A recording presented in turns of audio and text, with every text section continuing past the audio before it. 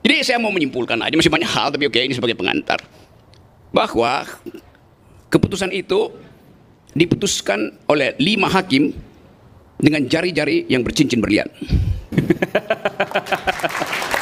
Maksudnya apa nih? Ketemu lagi di channel saya di Kompas Informasi. Teman-teman, kita akan menonton apa sih pernyataan-pernyataan dari Rocky Gerung yang suka dan yang sering membuat kontroversi. Dan ini ada hal yang sangat menarik, teman-teman, kita tonton yuk. Coba kita bayangkan dengan komposisi 3:5. Prabowo akan memimpin 5 tahun ke depan tuh. Lain kalau ini sekedar skor bola. Ini skor yang diperoleh setelah ada perdebatan etik, legal, culture, bahkan psikologi, filosofi apalagi itu. Jadi ini akan berlanjut sebagai diskurs masyarakat sipil tuh. Dan kalau diskurs itu kemudian menemukan titik krusial baru, itu akan mengganggu kekuasaan.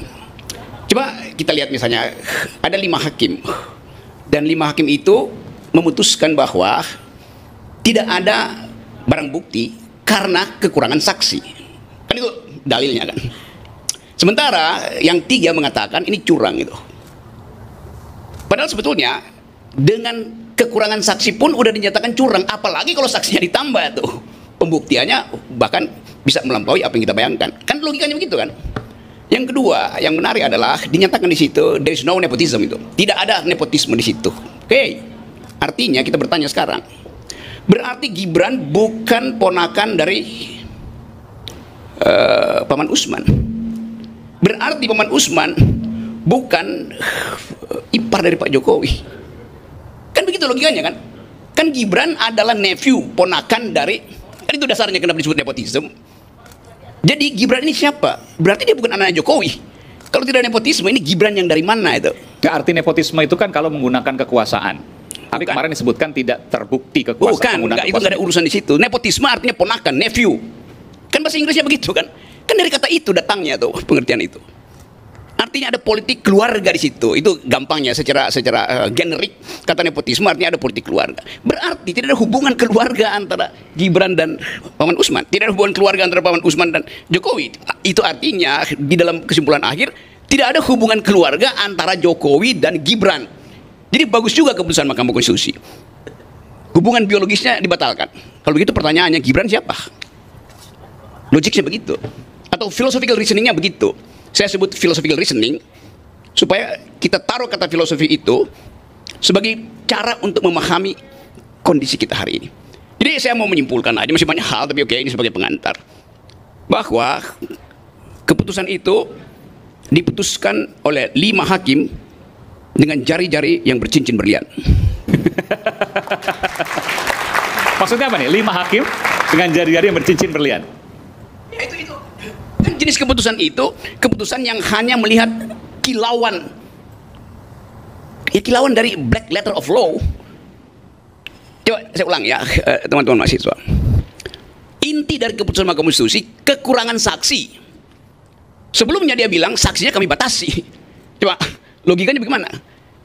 Kan Pak Soeharto bilang tidak boleh banyak saksi, cukup berapa? 19 saksi itu. Saksi dan ahli. Sekarang dia bilang kami tolak dalilmu karena kekurangan saksi. Bukan kekurangan, Anda larang ditambahnya saksi. Kan logikanya begitu, coba. Jadi dia membatalkan sendiri nalar dia tuh, si Soeharto ini.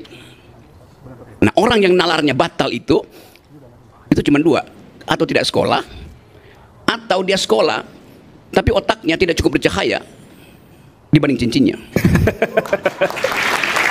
Ini maksudnya mau menjawab yang viral-viral di media sosial itu soal cincin. Saya nggak peduli soal begituan. Oh, kirain Bu Rocky mau jawab. Saya mau terangkan itu sebenarnya. Kalau kita periksa, itu pentingnya nalar di dalam reasoningnya itu. Tidak cukup saksi, maka kami tolak pembuktian kalian. Boleh nggak kami tambah saksi? Tidak boleh. Kan tolol namanya kan cara berpikir itu kan. Itu satu soal. Yang kedua, soal puji-pujian pada 3 pendekar hukum itu. Apa benar buat 3 pendekar hukum ini, siapa namanya?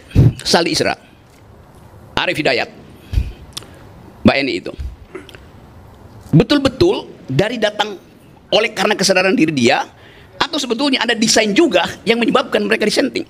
Tentu Pak Jokowi tahu bahwa mestinya 4, Soeharto juga mesti disenting. Tapi kalau begitu nanti deadlock itu, maka 1 dipindahin sebagai pro. Jadi yang tiga ini sebenarnya dimanfaatkan tanpa sadar untuk Bang memperlihatkan. Rocky, saya klarifikasi sedikit, ini teknis. Yes. Kalau 44 tadi ada Soehartoyo, dikabulkan kita. Karena ketua. Karena ketua. Oke, apalagi karena itu tuh. Jadi memang dideteksi bahwa bahaya kalau 4. Saya bahkan masih bilang tadi deadlock tuh, supaya ada huru hara ya maksud saya tuh. Tetapi Jokowi mungkin pintar. Kalau semuanya setuju, citra Mahkamah di internasional hancur. Mesti dibikin ada Saya dissenting pikir nanti opinion. bisa dijelaskan juga apa kaitan dengan Pak Jokowi. Karena Saya mesti itu harus dijelaskan juga, Bung Rocky. Jangan sampai kemudian ini menjadi tudingan, fitnah dan lain sebagainya. Bukan, karena itu saya bilang, saya mesti bikin hipotesis itu. Supaya orang jangan terlalu puji-puji itu. Kan dasarnya begitu kan. Ya memang dari segi nurani oke, saya kenal Saldi, saya kenal Arief, saya kenal Bu Eni. Tapi saya nggak kenal Soehartoyo, itu masalahnya kan. Yang tadinya mempromosikan diri sebagai tokoh moral di situ kan Soehartoyo bolak-balik semua media mengatakan akan ada sesuatu keputusan yang bermakna bahwa ini akibat dari keadaan cawe-cawe segala macam itu. Jadi dari awal dia mensponsori ide bahwa keputusan akan ethically proved, akan punya moral. Dia pindah tuh. Jadi artinya tiga ini sebenarnya ditipu oleh Soehartoyo.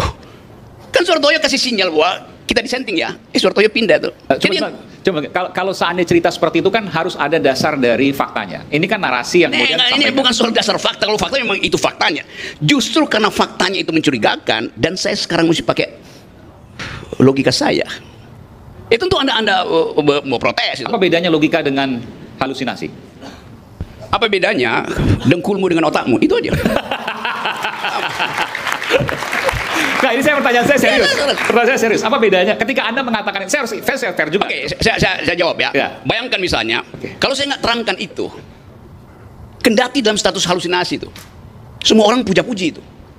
Belakangan nanti akan ada yang nulis buku misalnya Now It Can Be Told, bahwa ternyata rekayasa itu diam-diam tanpa disadari oleh tiga hakim itu dikunci di dalam halusinasi itu. Jadi tiga hakim ini dibuat halu oleh Jokowi. Mereka ini korban halusinasi Jokowi. Nah, tahu nggak jalan pikirannya tuh? Secara normal kita puji, tentu saya akan puji itu.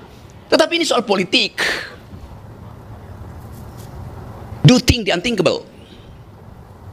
Itu yang kita sebut halusinasi, bukan reasoning. Silakan berasumsi di situ. Ya, bukan begini. Kalau seandainya kemudian apa yang diceritakan bukan berbasis fakta, maka itu kalau nggak halusinasi, asumsi. Gini ya. Kalau faktanya ada, ngapain kita mesti pakai otak? Data itu sendiri bicara. Justru karena saya nggak percaya data itu, saya coba cari hermeneutiksnya di situ. Kan saya mau terangin dengan cara lain kan? Nangkap nggak, Aiman? Iya. Kalau belum saya tambahin kuliah buat kamu. ini begitu dong cara berpikirnya kan? Kan ada hukum di situ dipakai sebagai keterangan. Sebelumnya dalam kasus apa? Saldi Isra juga dissenting opinion soal 90 kan dia dissenting juga kan? Iya. Untuk apa? Untuk memperlihatkan bahwa Soehartoyo dissenting. Iya, putusan 90 mereka dissenting, tetapi tetap minoritas kan. Demi apa? Demi memperlihatkan bahwa tidak ada pengandaian absolut terhadap Mahkamah Konstitusi. Yang sekarang juga begitu. Hanya untuk pencitraan bahwa mahkamah ini tidak dikendalikan oleh seseorang yang ada di film Dirty Vote. Jadi Jokowi mau katakan ada dirty vote, ada dirty hand, tapi tidak ada dirty mind. Kalau mau absolut kan dikendalikan semua kan. Absolut saja Pak Jokowi kendalikan itu semua Pak. Tetapi dia mesti kasih semacam sensasi bahwa di dalam putusan itu tidak ada pengendalian. Nah, coba belajar berpikir dalam lapisan yang abstrak. Assalamualaikum warahmatullahi wabarakatuh.